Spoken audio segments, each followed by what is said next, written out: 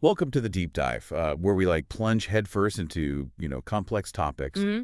And today, Okay. we're diving into a fascinating world of star formation, Yes. specifically examining the similarities and differences between low mass Right. and high mass star formation processes. Indeed.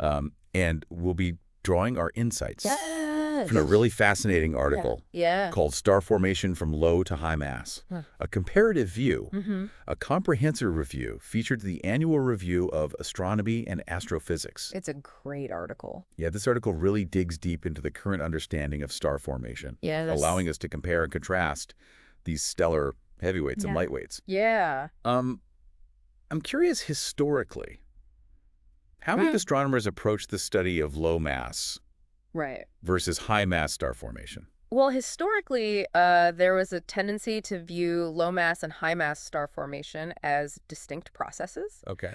almost as if they were governed by separate sets of rules. This bimodal view stemmed from the observation that high mass stars invariably form in clusters, Okay. surrounded by a multitude of stellar siblings, All right.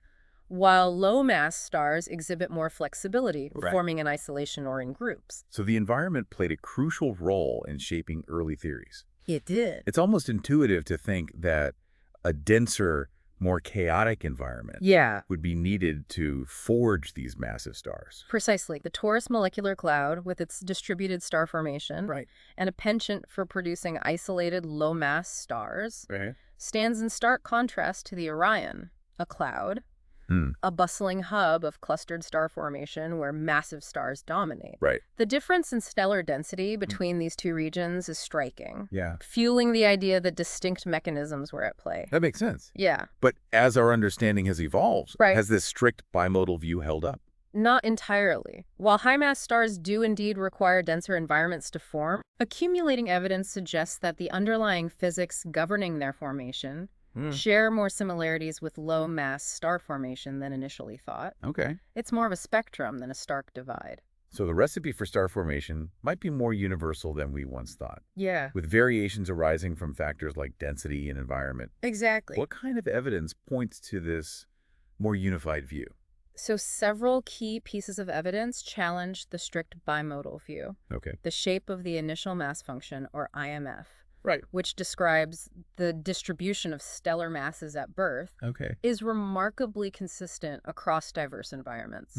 Whether we're looking at a serene region like Taurus or a chaotic one like Orion, Yeah. the IMF exhibits a similar pattern, Okay. suggesting a continuous process of star formation Right. rather than two discrete modes. That's compelling.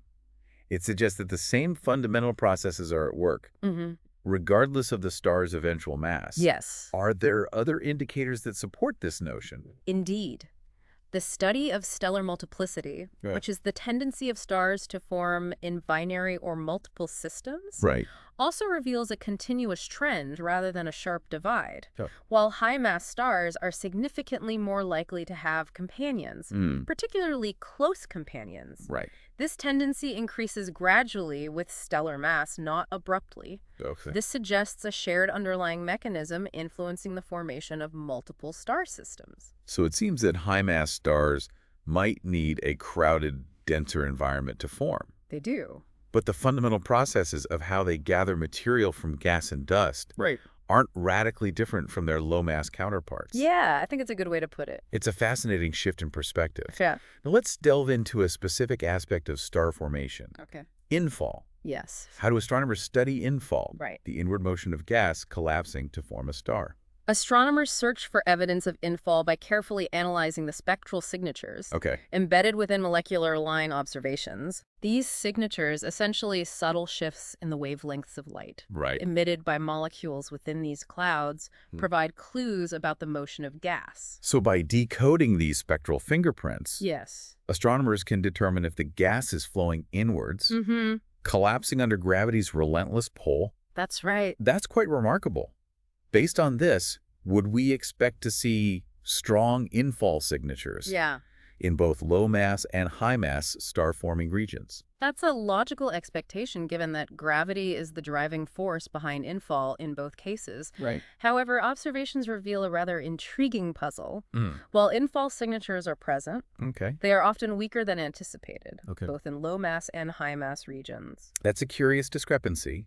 If gravity is pulling gas inwards, Right. why wouldn't we see stronger infall signatures? Yeah. What could be masking or weakening these signals? The answer likely lies in the complex three-dimensional nature of infall. Okay. Traditional models often assume a simplified spherical collapse. Where gas flows neatly towards the center. Okay. However, observational evidence, Yeah. particularly from high-resolution telescopes like LMA, Right. has revealed a more intricate picture. So the gas isn't just falling straight in. Right. There's more to the story, right?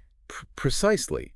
Observations have unveiled a phenomenon known as filamentary infall, Okay. where gas flows along elongated filamentary structures, converging towards a central hub. Right. Think of it like rivers of gas, Okay. channeling material towards a central lake. This intricate network of filamentary flows Yeah. can obscure or weaken infall signatures, Okay. making them more challenging to detect. That's fascinating. It highlights the limitations of simplified models It does. and underscores the importance of high-resolution observation in revealing the true complexity of star formation. Yes. It seems like we need to consider the entire network of gas flows, right. not just a single point, Yeah. to grasp the full picture of infall. Indeed, filamentary infall is a crucial aspect of both low-mass and high-mass star formation, Okay. shaping the distribution of material and influencing the dynamics of these stellar nurseries. The density undoubtedly plays a crucial role in star formation. Yes. I imagine the density of the gas and dust within these clouds dictates the types of stars that can form. How do astronomers quantify and study density variations within these star-forming cores? Astronomers use a concept called density slopes to characterize how density changes with distance from the center of a core. Okay. It's essentially a measure of how steeply the density drops as you move outwards. Right. A steeper slope indicates a more concentrated, denser core, while a flatter slope suggests a more even distribution of material. So a steep density slope implies a tightly packed core, Yes. while a flatter slope suggests a more diffuse distribution, Right. given that high-mass stars require denser environments. Would we expect to see flatter density slopes in high-mass star-forming regions? That was a prevailing hypothesis based on early theoretical models. So- However, recent observations have challenged this assumption. Okay. It turns out that density slopes in both low-mass and high-mass regions exhibit a surprising similarity, Interesting. clustering around a value of approximately 2. This unexpected convergence suggests that the way density decreases within a core might not be a defining factor separating low mass and high mass star formation. That's a remarkable finding. Even though high-mass regions are denser overall, the way density changes within their cores doesn't differ significantly from their low-mass counterparts. It's almost like discovering that the blueprints for constructing a skyscraper in a small house share more similarities than one might initially think. Indeed. This finding highlights the universality of certain physical principles Okay. governing gravitational collapse, regardless of the eventual stellar mass. While the density slopes might be similar, it's important to note that the absolute density thresholds for active star formation are significantly higher in high-mass regions. Okay. Both column density, which measures the amount of material along a line of sight, Right. and volume density are considerably higher in regions where massive stars are born. So it's not just about the shape of the density distribution, Right. but also about reaching a critical density level. Yes. It's as if a certain pressure threshold must be met to ignite the formation of these massive stars. Yeah. It's like trying to start a fire with a few twigs versus a giant pile of logs. You need that concentrated mass to reach the ignition point. Precisely. This reinforced the idea that gas compression is crucial for the formation of massive stars. They need that extra squeeze to overcome the outward forces, such as thermal pressure and turbulence, and collapse into these stellar behemoths. Speaking of forces influencing star formation, turbulence often comes up in discussions about star formation. It seems logical to assume that high-mass star-forming regions with their greater energy output and more dynamic environments would be inherently more turbulent. Yeah. Is this assumption borne out by observations? That's a common assumption. Okay. But recent observations have painted a more nuanced picture. High-resolution observations of high-mass starless cores. Okay. The seeds of future massive stars have revealed surprisingly narrow line widths in their spectra. Interesting. These narrow line widths indicate relatively low levels of turbulence within these cores, similar to those observed in low-mass cores. That's unexpected. So these high-mass starless cores, poised to give birth to some of the most energetic stars in the universe, are actually quite calm and ordered at this early stage. That's right. It seems counterintuitive. It does, doesn't it? Yeah. This finding challenges the long-held notion that high levels of turbulence are a prerequisite for forming massive stars. While turbulence is undoubtedly present in these regions, it might not be the defining factor driving the distinction between low-mass and high-mass star formation. So, if not turbulence alone, what other forces could be contributing to the observed differences? What other players are involved in this cosmic dance of star formation? Magnetic fields are another crucial element in this intricate interplay of forces. They act as a counterforce to gravity, influencing the way gas collapses and fragments to form stars. However, the role of magnetic fields in star formation, particularly their influence on the mass of a star, is still a subject of ongoing research and debate. That makes sense. Magnetic fields are notoriously tricky to observe and model. They are. Especially in the distant and chaotic environments of star-forming regions. Yes. So are magnetic fields stronger in high-mass regions? Do they play a more dominant role in shaping the formation of massive stars? That's where the picture becomes a bit more complex. And the evidence is somewhat ambiguous. Some observations, particularly on larger scales, suggest that stronger magnetic fields might be present in high-mass regions. Potentially playing a crucial role in the formation of those massive filaments we discussed earlier. These filaments act as conduits, funneling gas and dust towards the central hubs where massive stars ignite. So on large scales, magnetic fields might act as architects, shaping the overall structure of the star-forming region and guiding the flow of material. That's right. But what about on smaller scales within the cores themselves? Do magnetic fields exert a similar influence there? On smaller scales within the dense confines of the cores, the situation becomes more intricate. The immense gravitational pull in high-mass regions seems to more readily overwhelm the supporting influence of magnetic fields.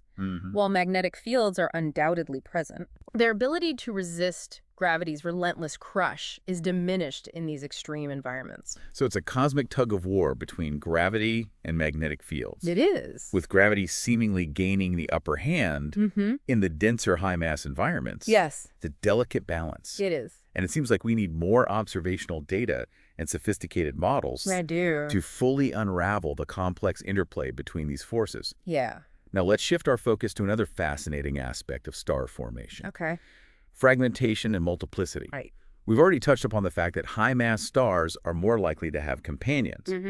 But what drives this tendency? What are the underlying mechanisms that lead to the formation of multiple star systems? And how do they differ between low-mass and high-mass regions? Both low-mass and high-mass star formation can result in the creation of multiple star systems, ranging from binary pairs to intricate hierarchies of stars, orbiting a common center of mass. However, there's a crucial distinction in the frequency and characteristics of these multiple systems. High-mass stars are significantly more likely to have companions, particularly close companions, suggesting a heightened tendency towards fragmentation in their formation process. So it's not just that they form in clusters. But they're also more likely to be in close-knit relationships with other stars. It seems like a more crowded and dynamic environment leads to more stellar companions. It does. What's the underlying reason for this difference in multiplicity? A key factor lies in the properties and behavior of the accretion disks that surround young protostars. As gas collapses to form a star, it doesn't fall directly inwards. Instead, conservation of angular momentum causes the infalling material to spiral inwards, forming a rotating disk of gas and dust around the nascent star. This disk, known as an accretion disk, plays a crucial role in feeding the growing star and shaping its evolution.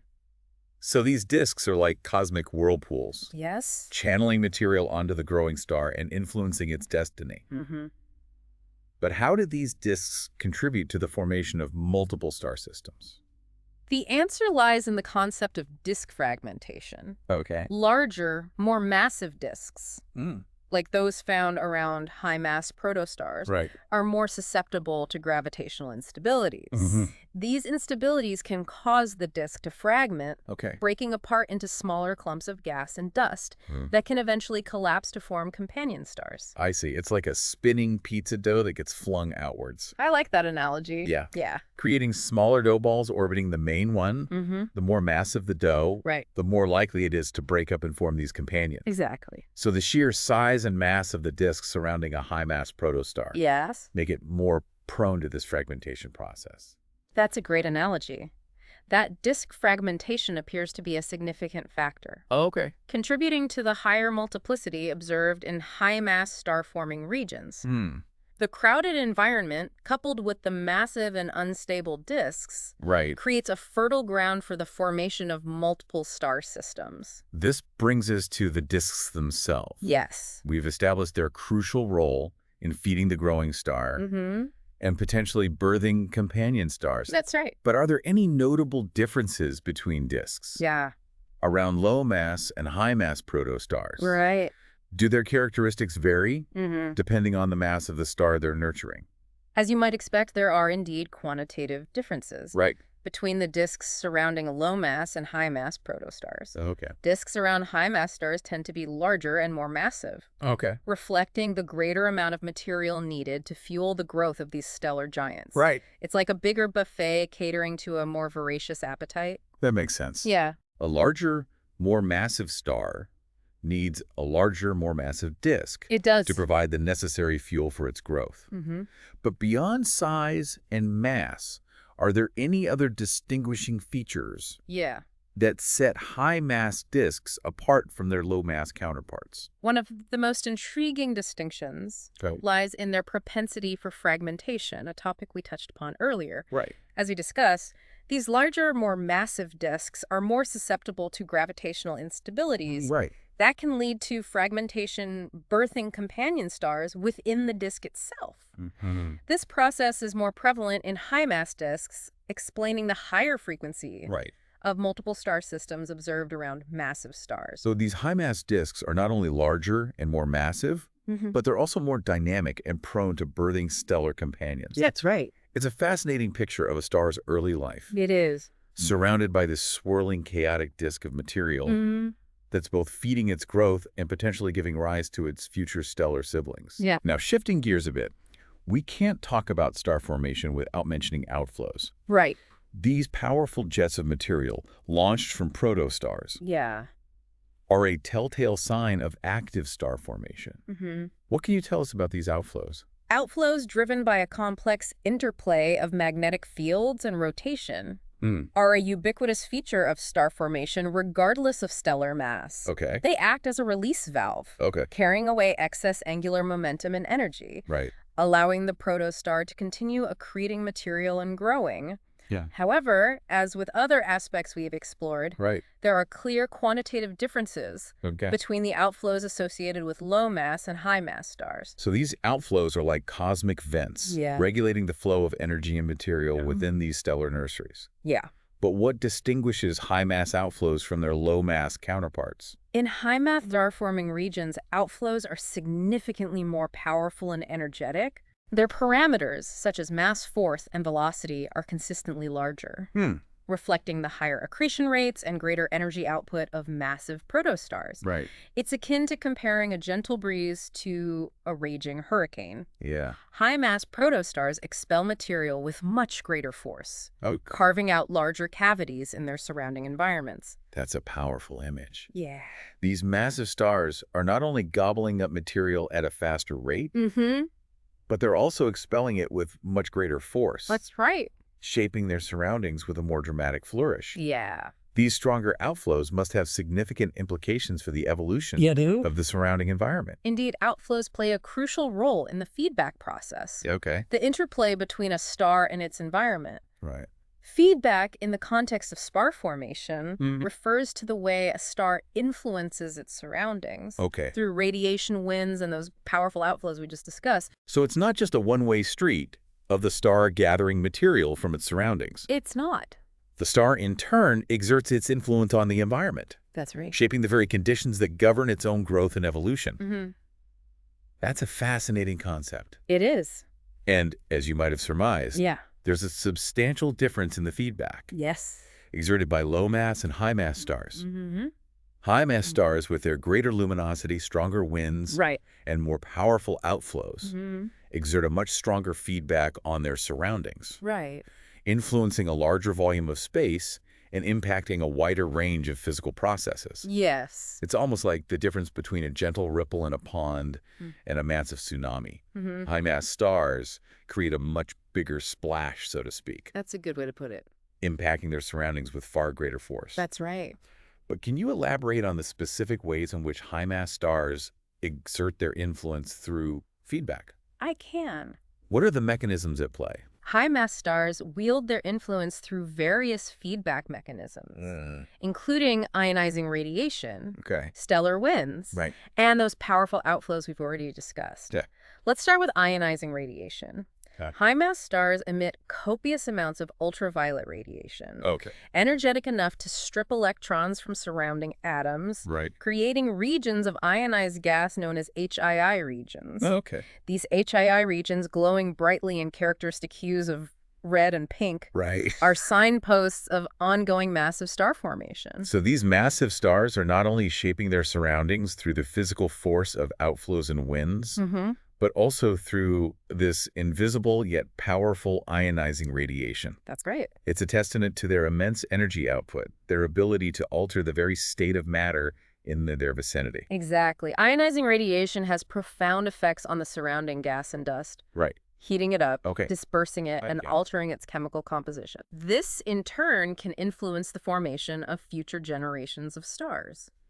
The expansion of HII regions can trigger the collapse of nearby gas clouds, sparking new episodes of star formation, while simultaneously suppressing star formation in other regions by disrupting the delicate balance of forces needed for gravitational collapse. So high-mass stars are both creators and destroyers. They are. Influencing the birth and death of stars within their sphere of influence. It's a cosmic dance of creation and destruction. Yeah.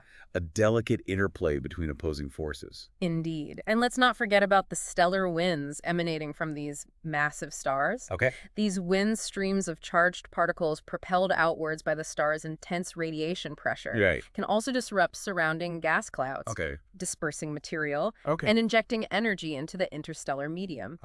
These winds can even trigger the formation of shock waves, compressing gas and dust and potentially igniting new star formation in their wake. It's amazing to think about the cascading effects these massive stars have on their surroundings. It is. Impacting the birth, life, and death of other stars, and shaping the very fabric of the galaxy. Yes. But shifting gears a bit, the article we're discussing also delves into the role of chemistry in understanding star formation. How does the chemical composition of these star-forming regions provide insights into the processes at play? The chemical composition of gas and dust in star-forming regions acts like a cosmic fingerprint, revealing a wealth of information about the physical conditions, evolutionary stage, and processes occurring within these stellar nurseries.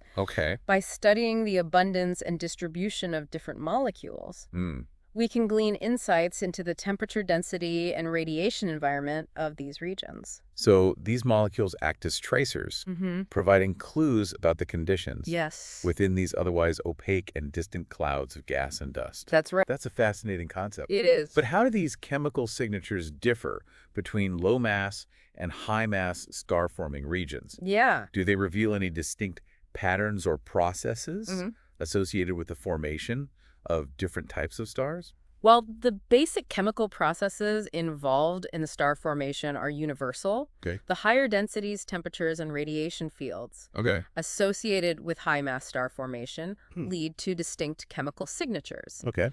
These differences arise from the amplified effects of protostellar heating Right. and the presence of ionizing radiation, both hallmarks of massive star formation. So the more extreme conditions surrounding massive stars leave a distinct imprint on the chemical composition of their environment. That's right. Can you give us some specific examples I can. of how these chemical signatures differ between low mass and high mass regions? Certainly. In low-mass star-forming regions, Okay. protostellar heating leads to the formation of what are known as hot carinos. These hot carinos are small, warm regions surrounding young protostars, Okay. characterized by an abundance of complex organic molecules.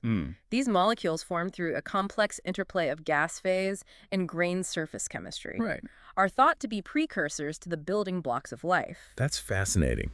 These hot carinos are like little cosmic kitchens, cooking up the ingredients for life amidst the swirling chaos of star formation. Yeah, It's a reminder that star formation isn't just about the birth of stars, that's right. but also about the creation of the elements and molecules that form the very basis of planets and potentially life itself. Indeed. Now, in high-mass regions, this heating effect is amplified, leading to the formation of larger and hotter regions known as hot cores. These hot cores, enveloped in a shroud of gas and dust, heated by the luminous protostar at their center, exhibit a rich and complex chemistry, including an abundance of complex organic molecules and species indicative of high-temperature gas phase reactions. So it's a matter of scale and intensity. It is. The higher energy output of massive stars creates a more extreme environment, That's right. driving the formation of larger, hotter, and chemically richer regions. It's a cascade of effects, all stemming from the greater mass and luminosity of these stellar giants. Precisely. And as these massive stars ignite, and their powerful radiation floods the surrounding environment, they ionize the gas, creating those expansive HII regions we discussed earlier. The presence of ionizing radiation further alters the chemical landscape, leading to the destruction of some molecules and the formation of others. This complex interplay between heating, radiation, and chemistry creates a unique chemical fingerprint that distinguishes high-mass star-forming regions from their low-mass counterparts. It's like a cosmic detective story. Yeah. Using these chemical clues to piece together the history and evolution of these star-forming regions. But zooming out a bit, we've been focusing on the individual processes and characteristics of low-mass and high-mass star formation. Stepping back, what's the overarching takeaway from our deep dive into this research article? What are the key insights into the relationship between these two seemingly distinct modes of star formation? The article we've been exploring does a commendable job of synthesizing the current understanding of low mass and high mass star formation, highlighting both the common threads that unite them and the distinct characteristics that set them apart. It's a quest for a unified model, seeking to understand how these stellar heavyweights and lightweights emerge from the same cosmic womb, yet follow such different evolutionary paths. So it's a balancing act, recognizing both the shared heritage and the divergent destinies of these stars. That's a good way to put it. But can you break down these insights into more specific categories? I can. Where do we see clear similarities and where did the differences become more pronounced? The article neatly categorizes the findings into 3 distinct areas. Close similarities, quantitative differences, and qualitative differences. Let's start with the close similarities. The aspects of star formation that transcend stellar mass, hinting at a shared underlying framework governing the birth of stars. So even though a massive star might end up hundreds of times larger and millions of times more luminous than our own sun, there are aspects of its early life that echo the processes our own sun underwent billions of years ago. That's right. What are some of these shared characteristics that point to a common origin story? One of the most striking similarities lies in the realm of turbulence, a topic we delved into earlier. While it was initially assumed that high-mass star-forming regions were inherently more turbulent, recent observations have painted a more nuanced picture. Okay. High-resolution observations of high-mass starless cores. Mm-hmm. The precursors to massive stars Right. have revealed surprisingly narrow line widths, indicating relatively low levels of turbulence, Right. similar to those observed in low-mass cores. So the initial conditions might not be as chaotic as we once thought. It seems that way. It's not just a raging storm of gas and dust giving birth to these massive stars. There's a sense of order and tranquility even in the cradles of these stellar giants. Precisely. This challenges the notion that high levels of turbulence are a prerequisite for forming massive stars. Right. It suggests that other factors such as density, magnetic fields, and feedback play a more dominant role in shaping the outcome. Now, moving on to density. Yes. Another fundamental factor in star formation. Early theories predicted that high-mass regions would have flatter density profiles. Right. Meaning the density would decrease less steeply as you move away from the center, given that high-mass stars require denser environments. This seemed like a logical assumption. What have observations revealed about the density profiles of these regions? Observations have yielded a rather surprising result, despite the overall higher densities needed to form massive stars. The density profiles in both low-mass and high-mass regions exhibit a remarkable similarity. They both typically follow a power law distribution with an index clustering around a value of 2. Interesting. This suggests that the way density changes within these cores, Okay. regardless of their eventual mass, follows a similar pattern, a testament to the universality of certain physical principles governing gravitational collapse. That's a fascinating finding. It's almost like discovering that the blueprints for building a skyscraper and a small house might share more similarities than you initially think. The fundamental principles of construction. The way forces are distributed and balanced might be more universal than the outward appearance would suggest. Indeed. This convergence in density profiles hints at a shared framework governing the collapse of gas clouds. Okay. Regardless of the eventual stellar mass, it suggests that the same physical processes are at play, sculpting these cores and setting the stage for star formation. Now, another area where we see increasing similarities is in the apparent independence of certain star formation characteristics from the surrounding environment. Right. Does this hold true for both low-mass and high-mass star formation? Yes, this environmental independence is observed in both regimes. Okay. For instance, the initial mass function, IMF, which describes the distribution of stellar masses at birth, and stellar multiplicity, the tendency to form in binary or multiple systems, appear to be remarkably consistent across a wide range of environments. Regardless of whether it's a serene, isolated region like Taurus or a bustling, clustered environment like Orion. That's a remarkable finding. It is. It's like discovering that the laws of physics are the same, whether you're on Earth or on a distant planet. Yeah. There's a sense of order and predictability underlying these seemingly chaotic processes. A universal set of rules governing the birth of stars. Precisely.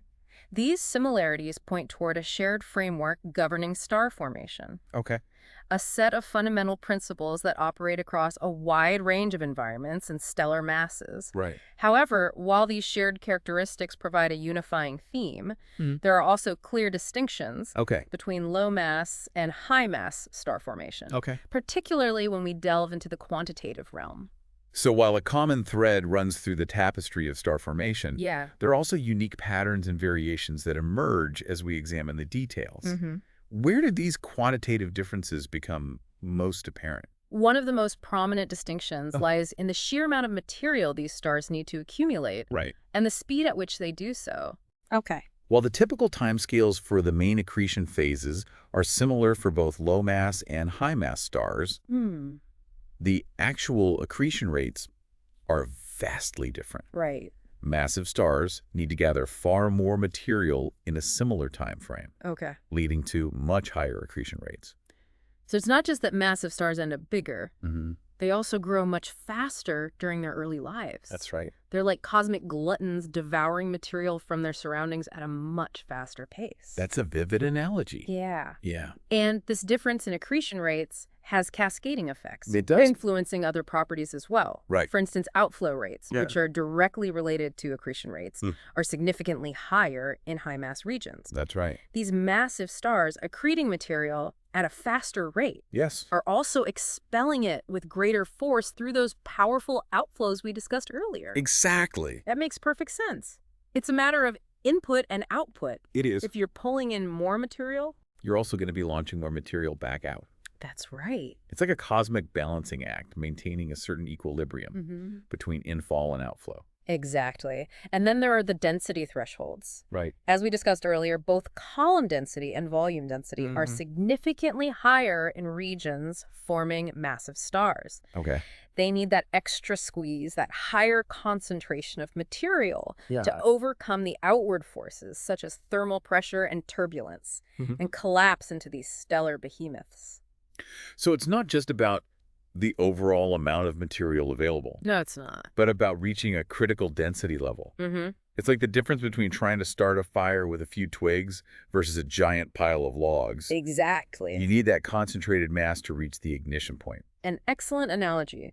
This higher density also plays a role in the observed smaller core separations Okay. in high-mass star-forming regions. Right. The cores, the seeds of future stars, are packed more closely together in these denser environments. Right. This closer proximity is likely a consequence of the higher densities and the smaller Jeans lengths, Okay. which determine the minimum size a clump of gas needs to be to collapse under its own gravity. Okay. In denser regions, the Jeans length is smaller, Right. allowing for the formation of more cores within a given volume.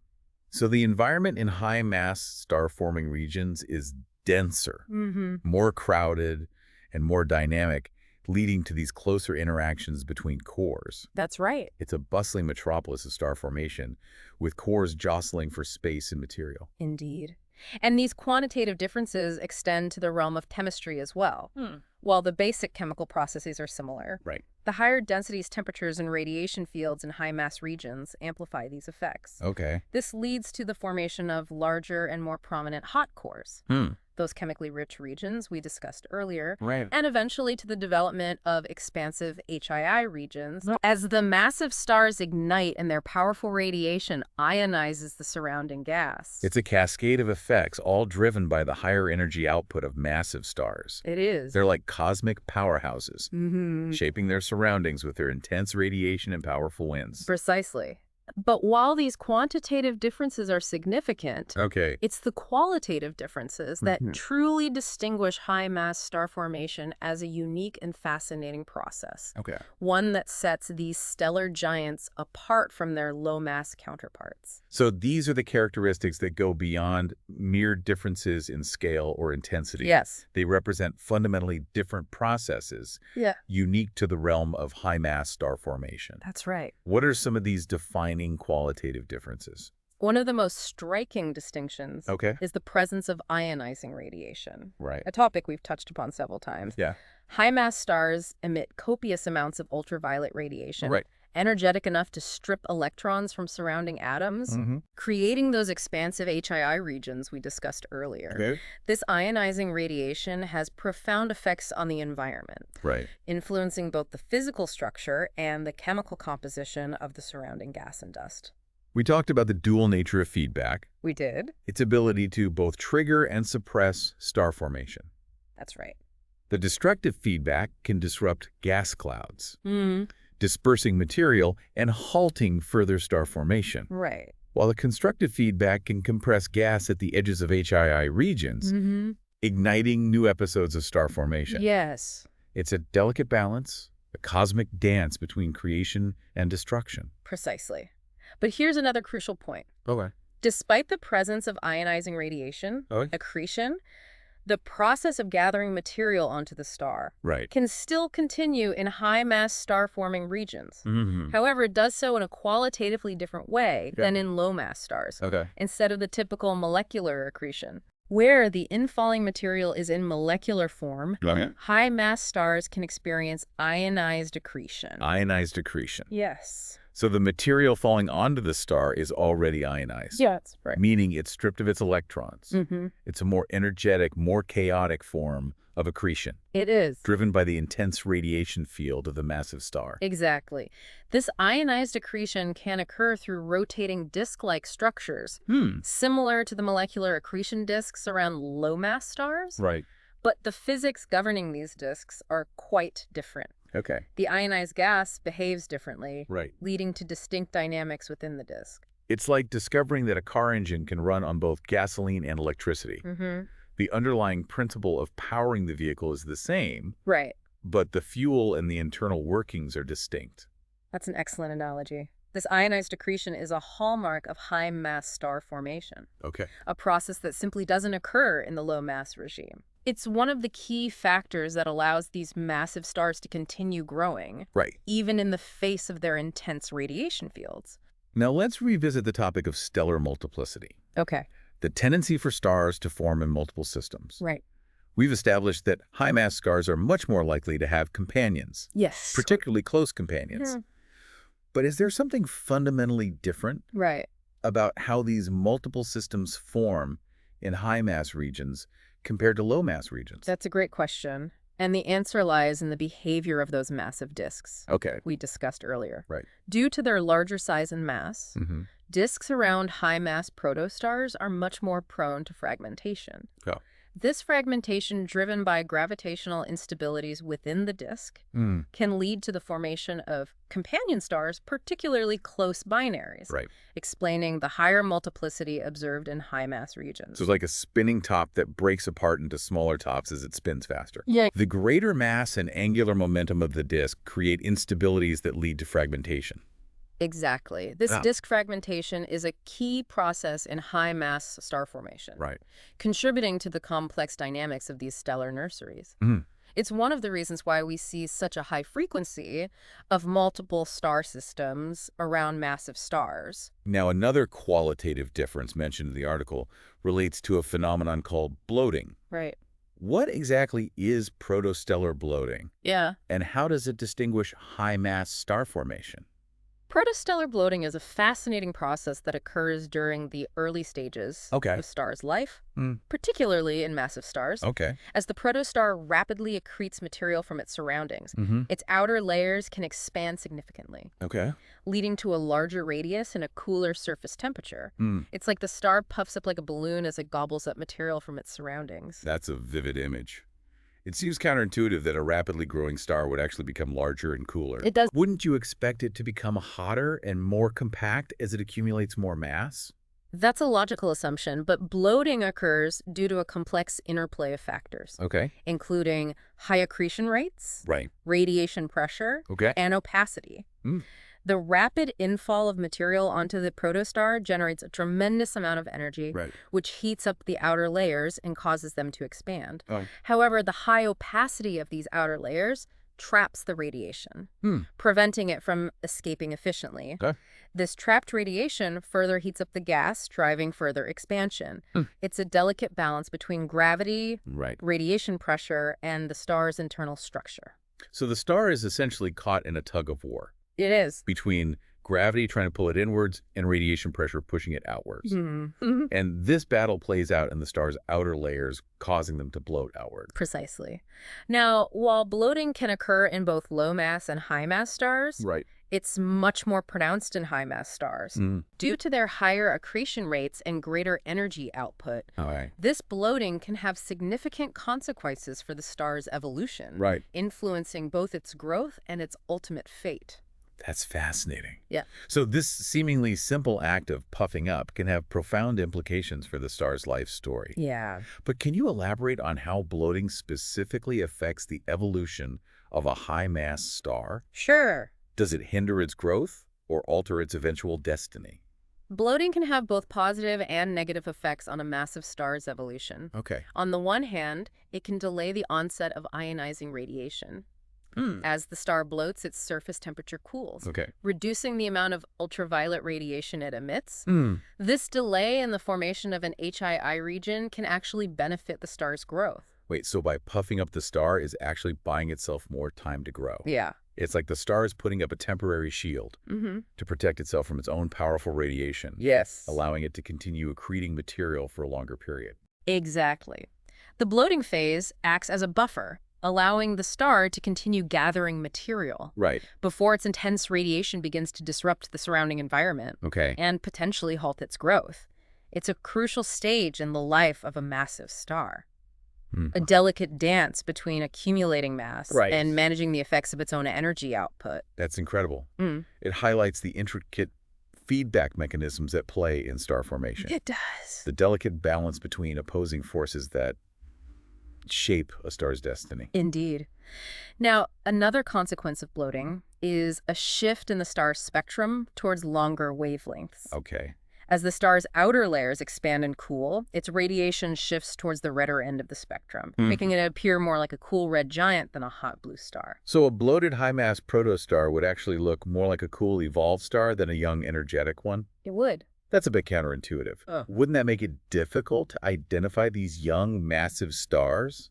It can indeed be challenging to distinguish these bloated protostars from more evolved stars, based solely on their spectral appearance.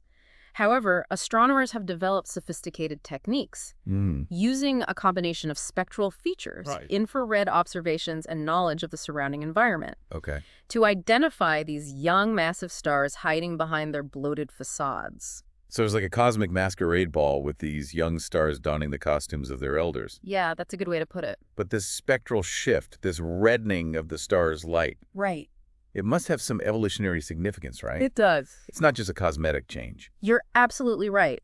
This spectral shift plays a crucial role in regulating the star's growth. Bloating combined with the anisotropy of the radiation field, caused by the presence of an accretion disk, can help to mitigate the effects of radiation pressure. Radiation pressure, that outward force exerted by the star's radiation, can be a significant obstacle to the growth of massive stars, as it can counteract the inward pull of gravity. But how does bloating help to overcome this obstacle? The bloating and the disk's shielding effect create a sort of flashlight effect, where radiation can escape more easily perpendicular to the disk, along the outflow cavities rather than directly outwards in all directions.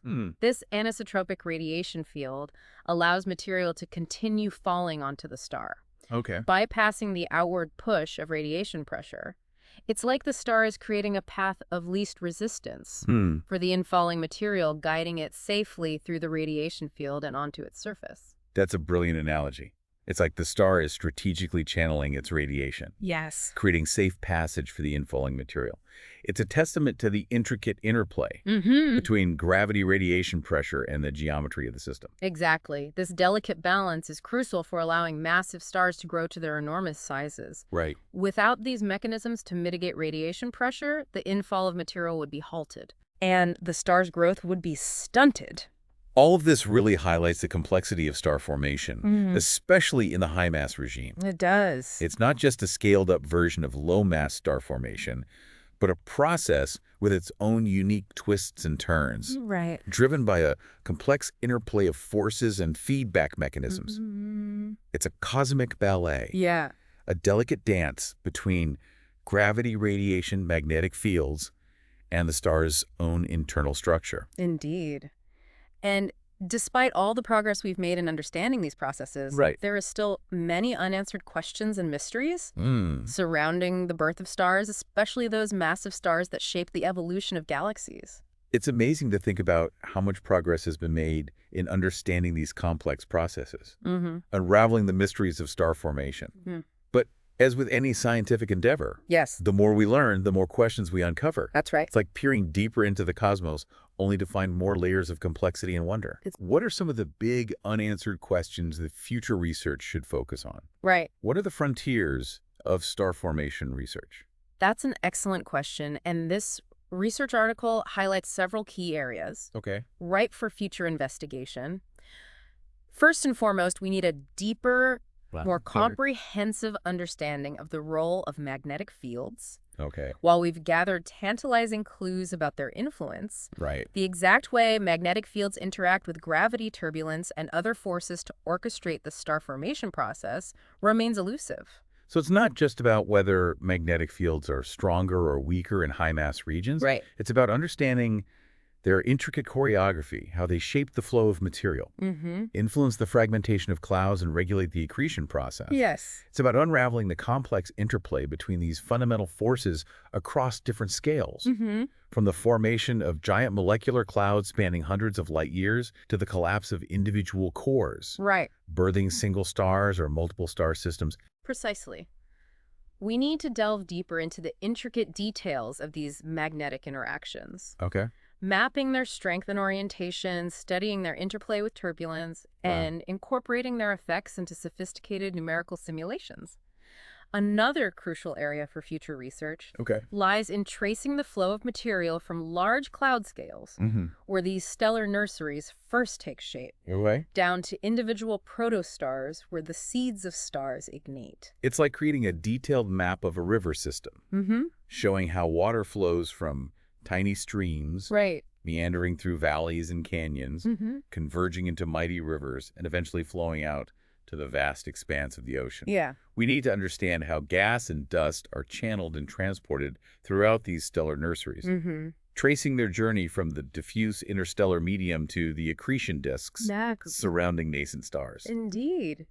This requires a multifaceted approach combining high-resolution observations across multiple wavelengths with advanced theoretical models and simulations. We need to understand the formation and evolution of filaments, those elongated structures that act as cosmic highways funneling material towards the hubs of star formation. We need to decipher the role of turbulence in transporting material, both feeding the growth of stars and potentially hindering it.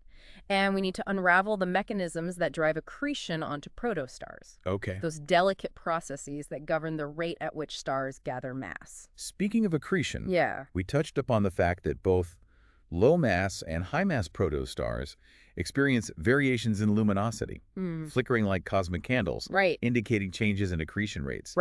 But what are the underlying causes of this variability? What drives these fluctuations in a star's appetite for material? That's a great question, and it's one that continues to puzzle astronomers. Right. The variability we observe could stem from a variety of factors, each with its own unique imprint on a star's evolution. Okay. Is it due to instabilities within the accretion disk itself? Okay. Perhaps driven by gravitational interactions with companion stars, or by the interplay between magnetic fields and turbulence? Or is it influenced by external factors, such as the passage of nearby shock waves triggered by supernovae, or the gravitational influence of nearby stars? So it's a cosmic detective story, piecing together clues from observations and theoretical models. It is. To unravel the mystery of accretion variability, we need to understand not only the internal dynamics of the star and its disk, but also the external influences that might be shaping its evolution. Precisely. And this requires a holistic approach, combining high-cadence observations that can capture these rapid fluctuations in luminosity with sophisticated simulations that can model the complex interplay of forces and processes at play. Understanding accretion variability is crucial not only for deciphering a star's early life, but also for understanding the formation of planetary systems. That's a fascinating connection. How does accretion variability impact the formation of planets? The variability in accretion rates can create a dynamic environment. Within the protoplanetary disk, the swirling disk of gas and dust where planets form. These fluctuations can influence the distribution of material within the disk, potentially triggering the formation of planetesimals, the building blocks of planets, or disrupting their growth. They can also affect the chemical composition of the disk, influencing the types of planets that might form. It's a reminder that star formation is not an isolated process happening in a vacuum. No, it's not. It's intimately connected to the formation of planets, the building blocks of solar systems, and the evolution of galaxies as a whole. Absolutely. And speaking of interconnectedness, we can't forget about multiplicity. The tendency for stars to form in multiple systems. While we've made progress in understanding the role of disk fragmentation in forming close binaries, those tightly bound pairs of stars, there's still much to learn about the formation of wider systems and the overall distribution of companion stars. So we need to move beyond the individual star and consider the stellar family. Understanding how these multiple systems form, evolve, and interact. What are some of the key questions that remain unanswered in this area of research? We need more detailed studies of young star clusters. Okay. Those bustling nurseries where stars are born in close proximity. Right. We need to combine high-resolution observations that can resolve individual stars within these clusters Okay. with sophisticated simulations that can model the complex gravitational interactions and dynamical processes that shape their evolution. Right. By studying these clusters, we can gain insights into the formation mechanisms of both close and wide binary systems, unravel the factors that determine the distribution of companion masses, Right. and understand how stellar interactions influence the evolution of planetary systems within these dynamic environments. So it's not just about studying individual stars, but about understanding the complex social dynamics of these stellar communities. Yes. It's about unraveling the intricate interplay between stellar evolution, Right. planetary system formation, and the evolution of galaxies as a whole. Precisely. And finally, we must continue to explore the multifaceted role of feedback, the intricate interplay between a star and its environment. Okay. We've seen that feedback from massive stars can both trigger and suppress star formation, Right. influencing the overall star formation rate in galaxies, Okay. and shaping the structure and evolution of the interstellar medium. Right. But how exactly does this feedback operate on different scales, from individual star-forming cores to entire galaxies? Yeah, it's a great question. How does it influence the properties of stars, the formation of planets, and the evolution of galaxies over cosmic timescales? It's a reminder that star formation is not an isolated process, but an integral part It's not. of the grand cosmic cycle of matter and energy, a cycle that drives the evolution of the universe from the Big Bang to the present day. Indeed. By studying star formation, we're not just learning about the birth of stars, Right. but we're also gaining insights into the fundamental processes that govern the evolution of galaxies, the distribution of matter and energy in the universe, Right. and the conditions that make the emergence of life possible. Right. It's a journey of discovery that spans billions of years, Yeah. connecting us to the very origins of the cosmos. Well, I think we've reached the end of our deep dive into star formation. It's been a truly fascinating journey exploring the similarities, differences, and ongoing mysteries Yes. surrounding the birth of both low-mass and high-mass stars. It's clear that there's still much to learn. There is. Many unanswered questions beckoning us deeper into the cosmic frontier. But with powerful telescopes like ALMA and JWFT providing unprecedented views of these stellar nurseries, Right. we're poised to make incredible discoveries in the years to come. Thank you for joining us on this cosmic adventure. It's been my pleasure. And until next time, keep looking up Yes. and keep exploring the wonders of the universe.